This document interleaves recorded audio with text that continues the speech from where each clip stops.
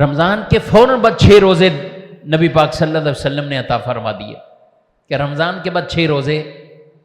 شوال المکرم میں جو آدمی 6 روزے رکھ لیتا ہے اس کو کیا ارشاد فرمایا ہے؟ اس کو ایک روایت کے مطابق کہ اس نے زمانے بھر کے روزے رکھے، اور ایک کے مطابق سال کے گویا کے روزے اس کے ثواب ہو گئے.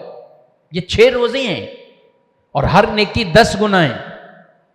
رمضان 1 مہینہ 30 دن، تو یہ 1 مہینہ ہر نیکی 10 کے برابر ہے. تو یہ 1 مہینے نے 10 مہینوں کو کور کر لیا. ہر نیکی 10 کے برابر، تو 1 مہینہ 10 مہینے کور ہو گئے. پیچھے رہتے 2 مہینے. تو ہمیں مزید اللہ تبارک و تعالیٰ نے اپنی رحمت سے یہ 6 روزے عطا کیے ہیں، اور 10 گنا بڑھا کر 60 دن کے گویا کہ یہ روزے ہو جاتے ہیں، ثواب مل جاتا ہے.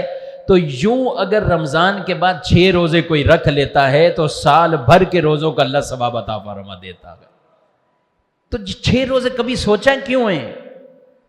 یہ صرف ان عورتوں کے لیے نہیں ہے کہ جو لوگ کہتے ہیں کہ صرف عورتوں کے لیے کہ جن کے رہتے ہیں وہ رکھ لیں اور دوسرے لوگ بھی ساتھ رکھتے رہیں تاکہ ان کے بھی پورے ہو جائیں. ان کے بھی عورتوں نے وہ تو روزے اپنے پورے کرنے ہیں، لیکن شوال کے 6 روزے نفلی روزے خالص نفلی روزے کی نیت سے رکھنے، تبھی اس کی یہ فضیلت ثواب اجر ملے گا. تو یہ 6 روزے متصلاً شوال میں دے دیے. عید کا دن منع ہے روزہ، اس کے بعد رکھنا چاہیں دوسری عید سے شروع کر لیں، ضروری نہیں ہے دوسری دن سے ہی. ابھی تک بھی نہیں رکھے، شوال کا مہینہ باقی ہے، اب 6 روزے شوال کے مہینے میں پورے کر لیں. ایک ساتھ رکھنا بھی ضروری نہیں ہے، بلکہ بہتر زیادہ یہی ہے جدا جدا رکھیں. 2 ایک ہفتے رکھ لیں، 2 ایک ہفتے رکھ لیں، 2 ایک ہفتے رکھ لیں، اس طرح کر لیں. پیر کے دن روزہ رکھنا سنت مبارکہ ہے سارا سال ہی. جمعرات یہ بھی نبی پاک صلی اللہ علیہ وسلم کی پیاری سنت ہے. تو پیر اور جمعرات یہ 2 دن یوں رکھتے جائیں، 6 روزے آپ کے یہ پورے ہو جائیں گے.